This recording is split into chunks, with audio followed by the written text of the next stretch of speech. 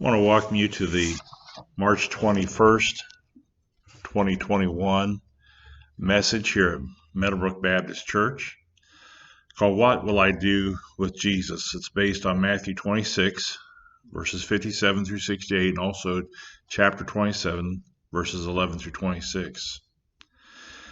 Many of you have probably heard of King James I of England. You certainly have probably heard of the King James version of the Bible that he authorized in 1611. In fact, sometimes the King James Version is referred to as the authorized version.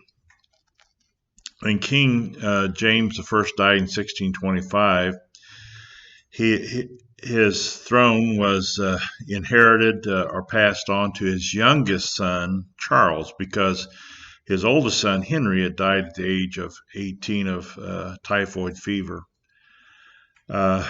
King Charles I himself as a boy had been very ill and frail, but he became stronger. He never grew very tall. He was 5'4". But when King Charles I took over, he had drilled into him by his father, King James I, the idea of the divine right of the monarchy, that the kingdom belonged to him because God gave it to him. He had the right to rule however he pleased as the King of England.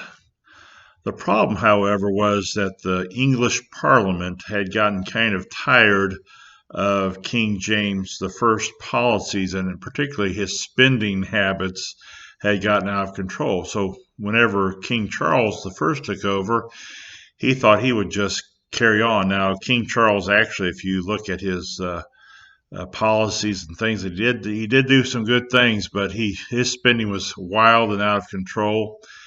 And when Parliament came into session there in 1625, he expected them to rubber stamp his policies, and when they started throwing a fuss that they weren't going to go along with, he says, "Well, I'm dismissing Parliament." He sent them home, and it was a few more years, and actually he needed some money, and he had to have the Parliament to pass the taxes, so he called them back into session, and once again they began to make places. "Go home. I'm dissolving Parliament."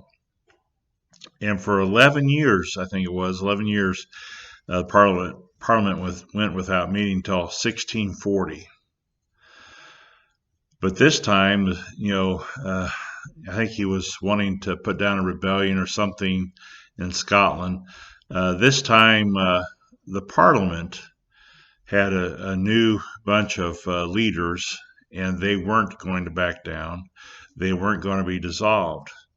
I think there's one guy named Pym, P-Y-M, that stood up and told King Charles I, "You need to get rid of your main advisor." And actually, they charged King Charles' main advisor, and then made Charles agree to have that guy put to death. They disagree with him so much, and so he did. But then, when King Charles still didn't get his way, he was going to dissolve Parliament, and they said nope.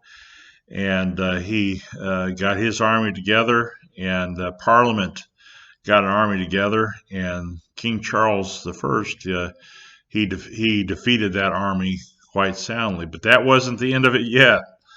A man by the name of Oliver Cromwell got together what he called the New Model Army for the Parliament, and in 1645, Oliver Cromwell and that army defeated King Charles I and his army, and basically for the rest of King Charles's time as king, he was under arrest. He did escape one time, but then they reincarcerated him because they wanted to have a king, but they wanted the king to do what they wanted him to do. And he wasn't going to do that. He said, "I have the divine right as king, and I'm not going to back down."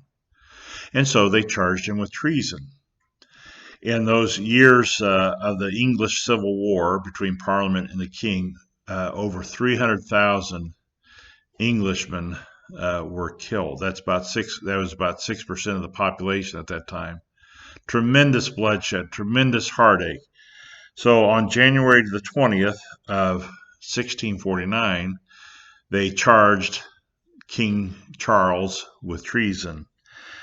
They charged him, saying, for accomplishment of such his designs, and for the protecting of himself and his adherents in his and their wicked practices to the same ends, hath traitorously and maliciously levied war against the present Parliament and the people therein represented, and that the wicked design, wars, and evil practices of him, the said Charles Stuart, have been and are carried on for the advancement and upholding of a personal interest of will, power, and pretended prerogative to himself and his family against the public interest, common right, liberty, justice, peace of the people of this nation. So they charged him basically with treason. Of course, King Charles I refused. I'm the king, you can't charge me. And he refused to even participate in the trial, saying this: no earthly power can justly call me, who am your king, in question as a delinquent.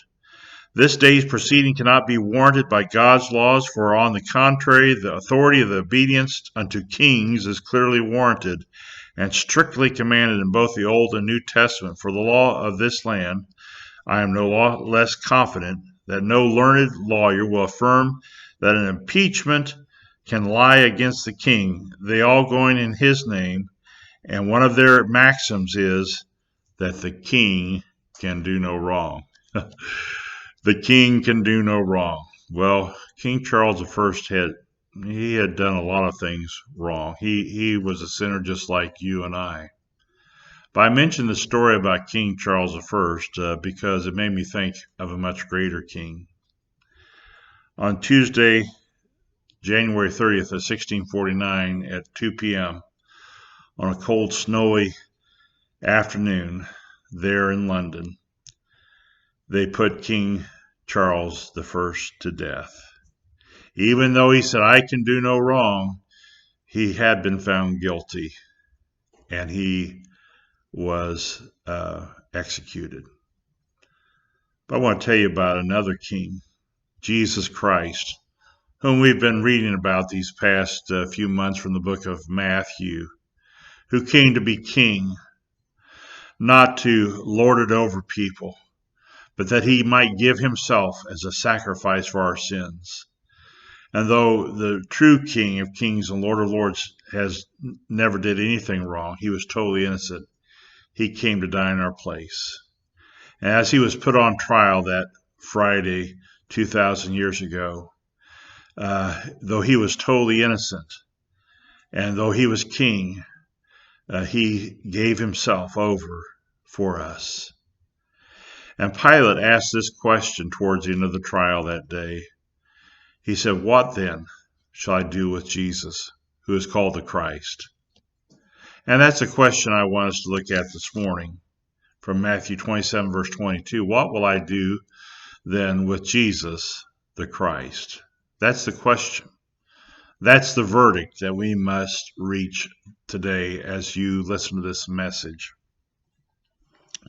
I want to first read about the trial before the high priest there in Matthew 26, and then we'll switch over to Matthew 27. So in Matthew 26, verse 57, it says, those who had arrested Jesus took him to Caiaphas the high priest, where the teachers of the law and the elders had assembled. But Peter followed him at a distance right up to the courtyard of the high priest. He entered and sat down with the guards to see the outcome. And there's a whole other message about Peter. I wish we had time to cover that today. The chief priests and the whole Sanhedrin were looking for false evidence against Jesus so that they could put him to death. But they did not find any, though many false witnesses came forward. Finally, two came forward and declared, this fellow said, I am able to destroy the temple of God and rebuild it in 3 days. Then the high priest stood up and declared, and said to Jesus, are you not going to answer? What is this testimony that these men are bringing against you? But Jesus remained silent. The high priest said to him, I charge you under oath by the living God, tell us if you are the Messiah, the Son of God. You have said so, Jesus replied. But I say to all of you, from now on you will see the Son of Man sitting at the right hand of the Mighty One and coming on the clouds of heaven. Then the high priest tore his clothes and said, He has spoken blasphemy. Why do we need any more witnesses? Look, now you have heard the blasphemy. What do you think? That could be another question today. What do you think? He is worthy of death, they answered. Then they spit in his face and struck him with their fist. Others slapped him and said, Prophesy to us, Messiah, who hit you? And then we move on to before Pilate here, Matthew 27, verse 11, where meanwhile Jesus stood before the governor, and the governor asked him, Are you the king of the Jews? You have said so, Jesus replied. When he was accused by the chief priests and elders, he gave no answer. Then Pilate asked him, Don't you hear the testimony they are bringing against you? But Jesus made no reply, not even to a single charge, to the great amazement of the governor. Now it was the governor's custom at the festival to release a prisoner chosen by the crowd. At that time they had a well-known prisoner whose name was Jesus Barabbas. So when the crowd had gathered, Pilate asked them, Which one do you want me to release to you, Jesus Barabbas or Jesus who is called the Messiah? For he knew it was out of self-interest that they had handed Jesus over to him. While Pilate was sitting on the judge's seat, his wife sent him this message. Don't have anything to do with that innocent man, for I have suffered a great deal in a dream because of him. But the chief priests and the elders persuaded the crowd to ask for Barabbas and have Jesus executed. Which of the two do you want me to release to you? Asked the governor. Barabbas, they answered. What shall I do then with Jesus, who is called the Messiah? Pilate asked. They all answered, Crucify him. Why? What has he done? What crime has he committed? But they shouted all the louder, Crucify him! When Pilate saw that he was getting nowhere, but that instead an uproar was starting, he took water and he washed his hands.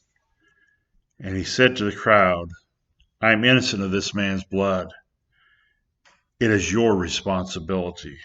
And all the people answered, His blood be on us and our children. Then he released Barabbas to them, but he had Jesus flogged and handed him over to be crucified. I'm glad here in America, I'm very thankful for our legal rights that are guaranteed under the Bill of Rights of our Constitution. I cherish such rights as protection against unreasonable search and seizure in the Fourth Amendment. The Fifth Amendment protects us from double jeopardy. You can't be tried twice for the same crime or against the same accusation. Of course, people are always pleading the Fifth. I plead the Fifth. It's the protection against self-incrimination. You can't incriminate yourself. And also, the Fifth Amendment provides for due process. You have the right to due process and legal procedure. Now, the Sixth Amendment, it guarantees the right of a speedy trial and public trial before an impartial jury. It gives you the right to be informed of your charges. You can't be held without writ of habeas corpus that tells you why are they holding you. You have to be have that right, the right to witnesses, to confront your witnesses, and the right to counsel. And these are important rights that we cherish. Proper legal procedure. But we find out here in Jesus' trial, were his rights ignored? Absolutely. But why did he put up with it? He did it willingly. What will I do with Jesus?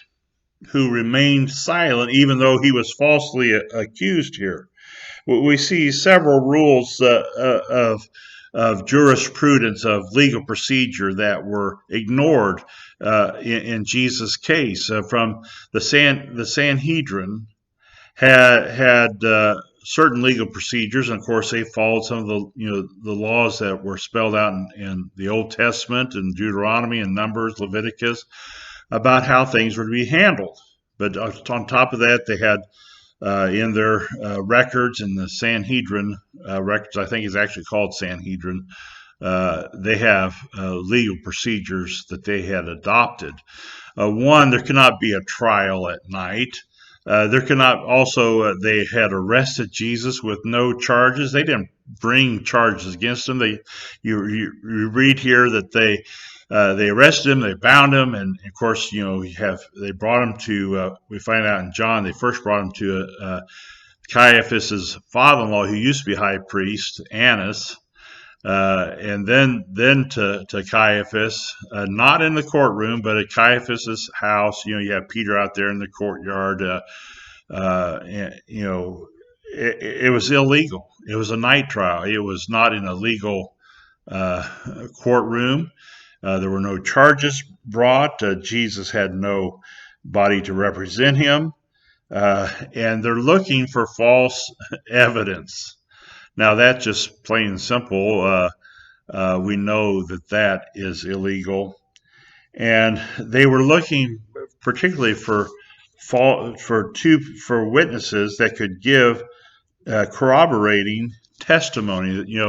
In the Old Testament, I think it's in, let me see here, in Deuteronomy 17 and Deuteronomy 19, also Numbers 25, it says, in order for somebody to be tried, particularly of a capital offense, an offense resulting in the capital punishment, that there had to be two witnesses that agreed. But it says here in chapter 26, they couldn't find any two that could agree. That many false witnesses came forward, and finally there were these two guys that came forward, and that have this false testimony that they're going to give. Can you imagine in today's justice system if you walked into a courtroom and you didn't have a lawyer and there wasn't one provided for you, and here you have the judges and the jury, they're up there talking with one another, and the prosecuting attorney, they're all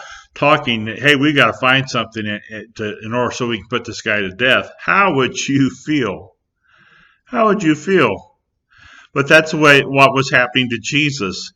Here he is, and all the jury, the judge, the prosecuting attorney, and you have no defense. They're all looking to bring this false evidence. Finally, these two come forward, and they said, we heard him say, I am able to destroy this temple of God and rebuild it in 3 days.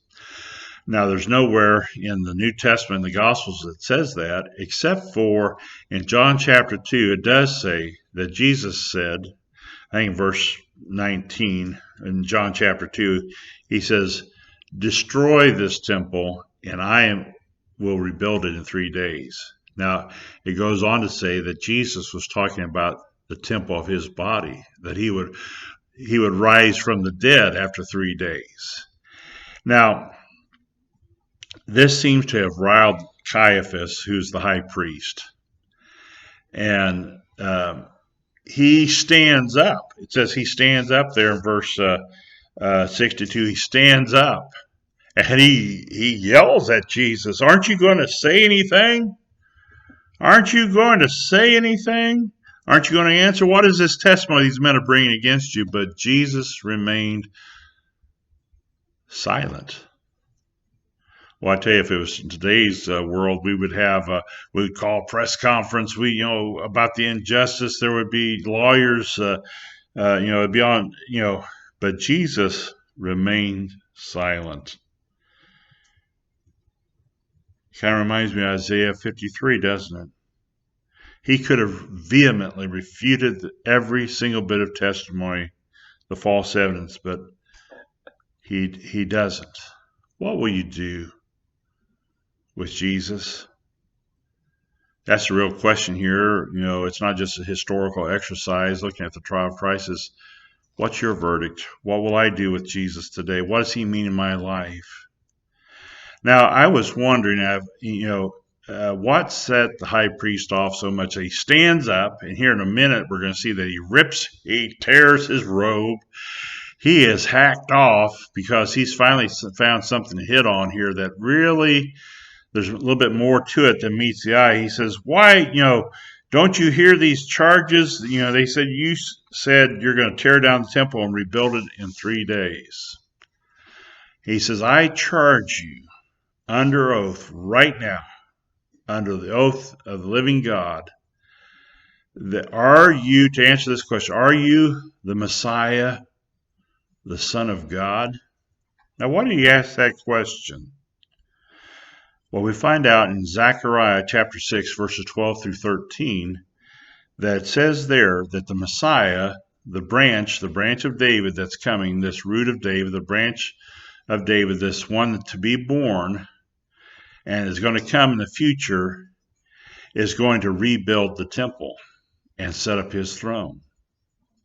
So when these false witnesses say he said he's going to tear down the temple and he's going to rebuild it, they saw that as a claim to be this earthly Messiah. Of course, Jesus was talking about rebuilding a much greater temple, that he would rise from the dead. And he says, I charge you under oath, are you the Messiah or not? Tell the truth. Well, here in the United States, of course, we have sworn testimony, where you go up to the witness stand and you raise your right hand, and used to you put your other hand on the Bible and you'd swear. They would ask you, do you swear to tell the do you here I have written down here. Do you swear that the evidence that you shall give, or the testimony you give, will be the truth, the whole truth, and nothing but the truth, so help you God? And the high priest is putting it online. I charge you, give an answer. And Jesus answered affirmatively, you are saying that. You are saying that. But then he gives a clarification. Jesus says, but I tell you, you in the future, I say to all of you, from now on you will see the Son of Man sitting at the right hand of God, of the Mighty One, and coming on the clouds of heaven. Again, they knew exactly that was from Daniel chapter 7. But Jesus wanted them to know, I'm not setting up an earthly kingdom, if that's what you're getting at. But you, all of you, they were setting in judgment over him, but guess what? In the final day, he was coming, the Son of Man, at the right hand of the throne of God, coming on the clouds. That means that he's the Son of God. And that, it's very clear. He's setting up an eternal kingdom. Yes, he is the Son of God. He's sitting at the right hand of God. In Psalm 2 and Psalm 110, the people of the Old Testament, the Jewish people of Jesus' day, they knew these prophecies that the king to come would be, this Messiah would be called the Son of God in Psalm 2 and Psalm 110. And Jesus saying, yes, it's as you say, but it's not as you understand. I'm coming to set up this eternal kingdom, this eternal dominion. And the high priest blows a gasket. He rips his robe. The high priest is supposed to be like the supreme judge of the Sanhedrin. He's like the presiding officer. He's supposed to, be maintaining order in the court, so to speak. But he blows a gasket, and he says he has spoken blasphemy. What do we need any more witnesses? Look, now you've heard the blasphemy. What do you think? Now, blasphemy is speaking out against God. It's speaking his name in vain, but most of the truest sense is claiming to be God when you're not. One of my favorite Christmas movies, by the way, is Miracle on 34th Street, the old version, whatever, from the 50s, where they're in the courtroom and Kris Kringle's on trial. They're trying to get him committed to Bellevue and saying he's insane because he claims to be Santa Claus, and his lawyer says, well, it would be insane if you or I claim to be Santa Claus, but what if he really is Santa Claus? Well, of course, that's just Christmas folklore. But Jesus, if I claim to be, I'm the Messiah, the Son of God, hey, check me into Bellevue. But when Jesus claims, if he is the Son of God, which he is, and he is the Messiah, which he is, then that's not blasphemy, because we see Jesus told the truth, nothing but the truth, because he was God in the flesh and is God in the flesh. And guess what? Ironically, how do we know this is that he told the truth, nothing but the truth, so help him, because he was God, is because he rose from the dead. He was raised from the dead on the third day. That's what it says, Romans 10:9. If you confess with your mouth Jesus is Lord and you believe in your heart that God has raised him from the dead, you'll be saved. Why? Because this is the proof that Jesus is Lord, the Messiah, the Son of God. Jesus spoke the truth. What will we do with the evidence? I talk about a rush to judgment. They say, oh, this is blasphemy. And everybody else, they have a rush to judgment.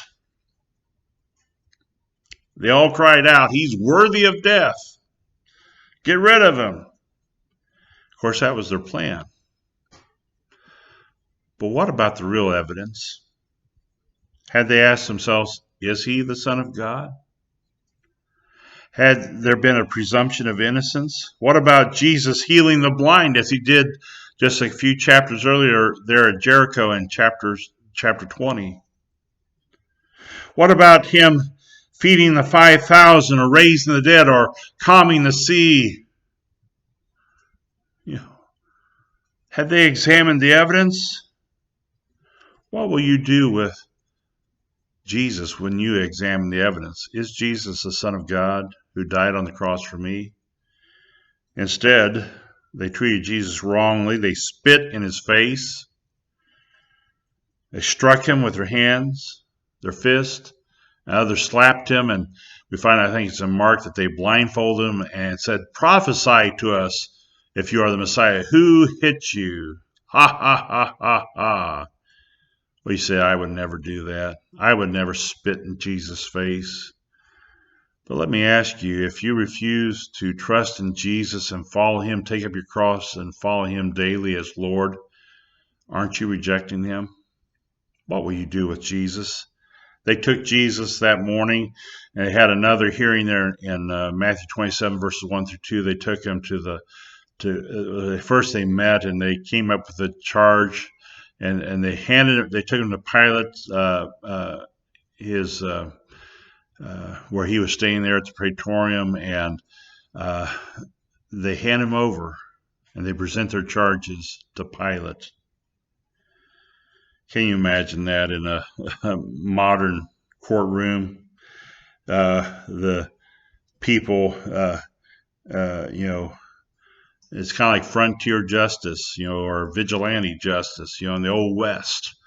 I read a story about Wyatt Earp. You've heard about Wyatt Earp. He was a deputy U.S. Marshal, and his brother Morgan was killed by some outlaws, and they thought that they knew who had killed Morgan, and they brought these guys to trial, but these guys were not even charged. They were dismissed on it. It was dismissed on technicality. Well, Wyatt Earp took it into his own hands, and he and some friends chased these guys down, and they killed them.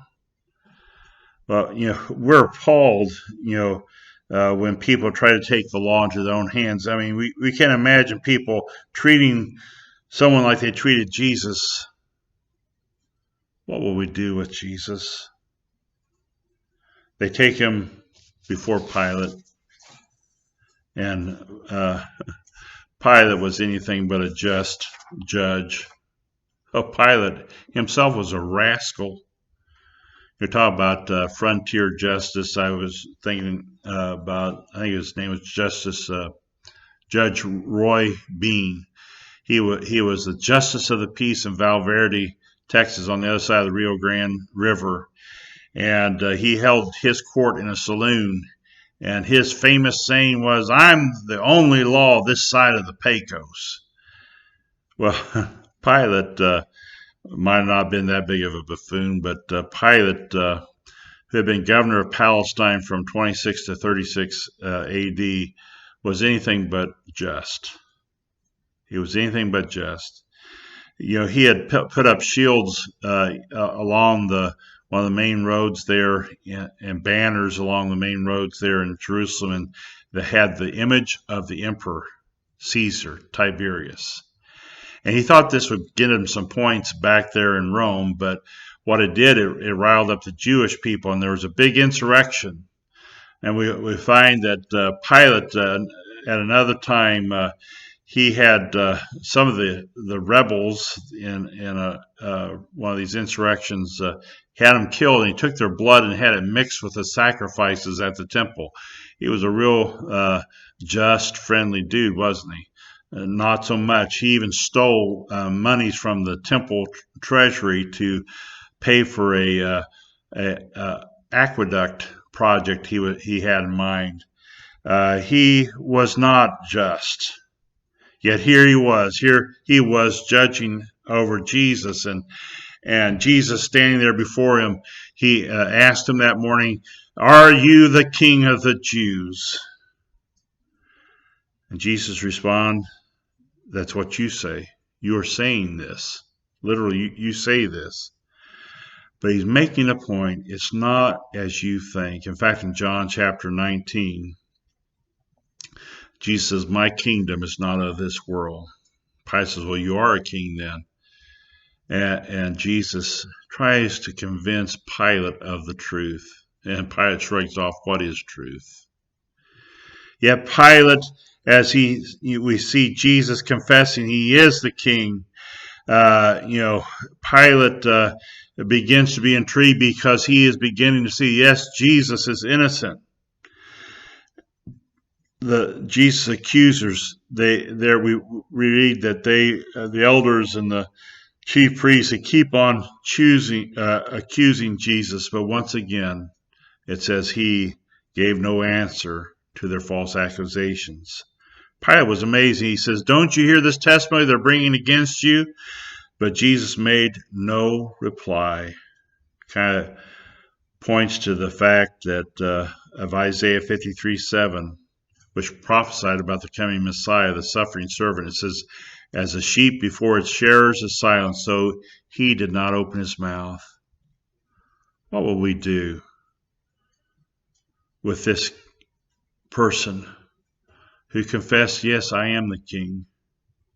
I am the Messiah," who willingly came and died in our place? What will I do with Jesus? In our world, defendants will hire the best lawyer and they'll fight to prove their innocence. But here, Jesus came willingly, though innocent and falsely accused. Why did he do this? Because he loved us, of course. What will we do with Jesus, who died in our place? Pilate, we find out in all four Gospels, he repeatedly found Jesus is innocent. In verse 15, it says there was a custom each year that Pilate would release a prisoner of the crowd's choosing at the festival. And so he brings out to them a guy named Jesus Barabbas, who was a well-known prisoner. And Mark or Luke, it says that he was an insurrectionist and a murderer. They were accusing of Jesus of trying to overthrow the Roman Empire and claiming to be Christ, a king. But here was Jesus Barabbas, which that's interesting. He had the same name, Jesus Barabbas. The Barabbas means son of the Father. He says, which one do you want me to release to you? Jesus Barabbas, or Jesus who is called the Messiah? Jesus, the son of this guy over here, this earthly father, or Jesus, the one who's called the Messiah, that we know is the Son of God, the Heavenly Father? How ironic. Do you want this Jesus, or do you want that Jesus? And I could go off on a trail here, because who people are choosing, they want a Jesus that fits their agenda. But will you choose Jesus, God's one and only Son, and surrender yourself to him?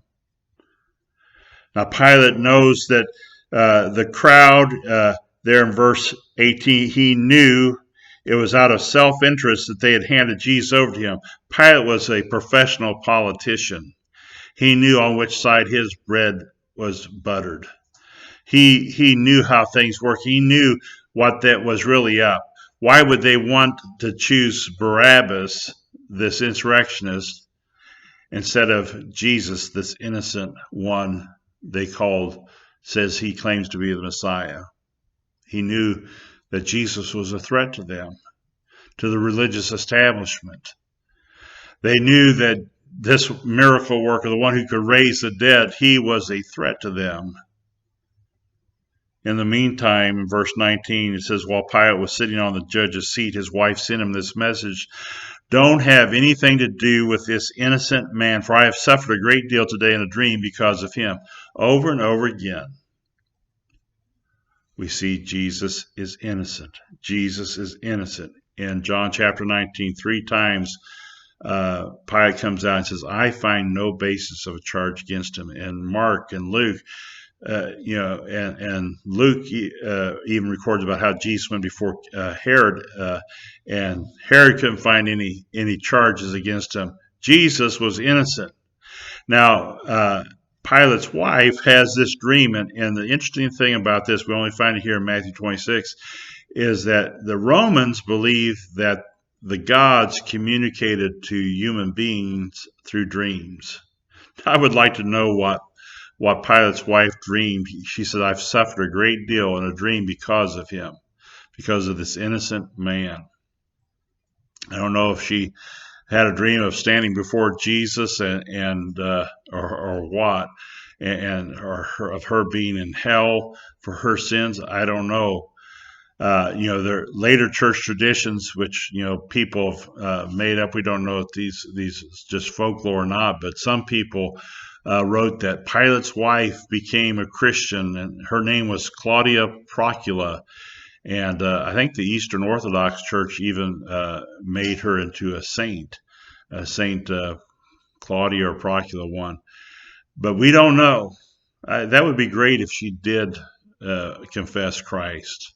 I mean, how can you look at any of this and be an eyewitness and not know that Jesus is innocent? He died on the cross in my place, and he rose from the dead. Well, Pilate goes back out to the crowd in the meantime, and he asks them, what will I do?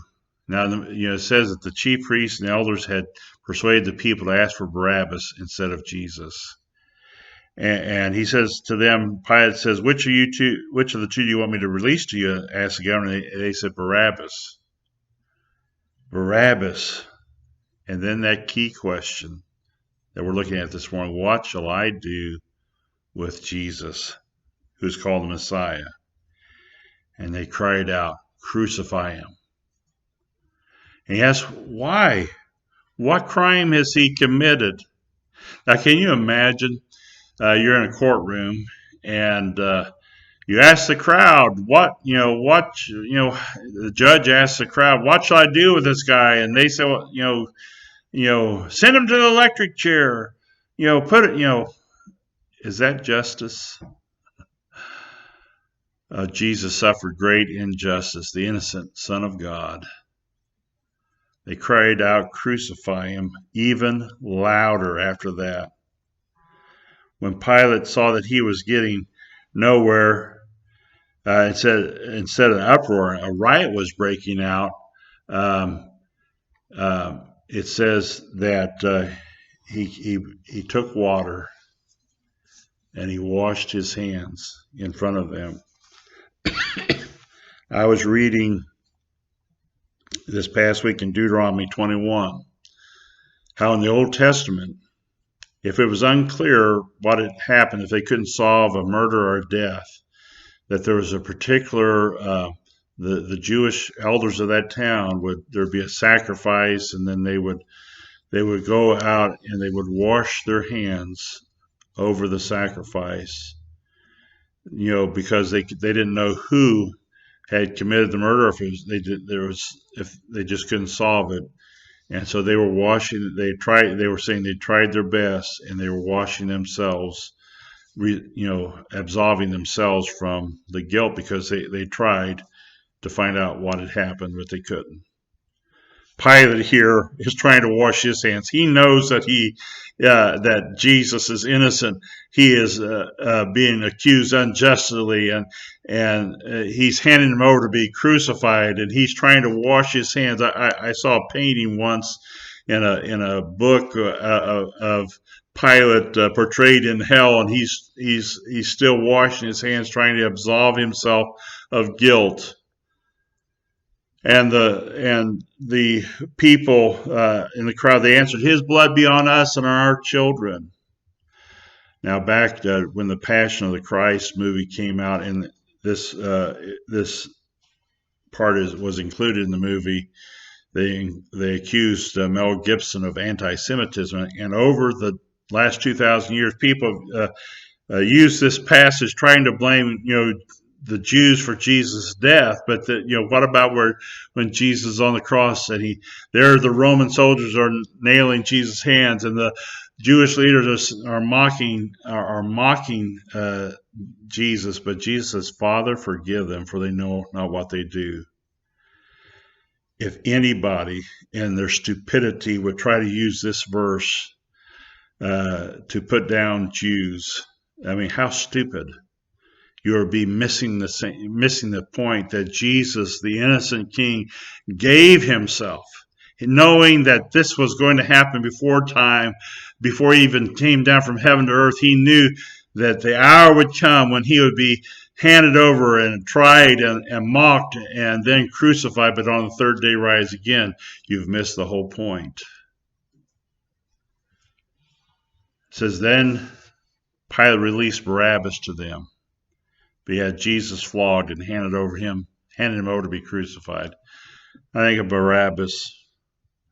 I wonder what Barabbas thought about Jesus. I wonder what Barabbas did in regards to Jesus, because Barabbas knew this. I wanted to Barabbas follow.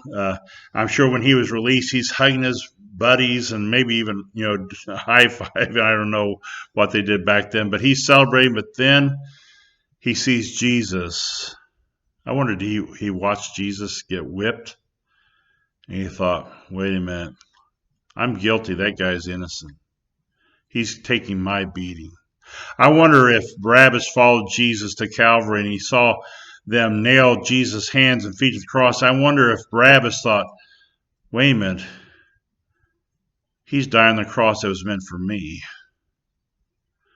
I would hope that Barabbas made a decision about Jesus and trusted in Jesus. This past week, I watched a few minutes, a couple of times, of the Derek Chauvin trial up there in Minneapolis as they were doing jury selection. And I heard the judge give instructions to the prospective jurors about remember that so-and-so is presumed innocent until proven guilty beyond reasonable doubt. He explained all that. And then I read this about Jesus.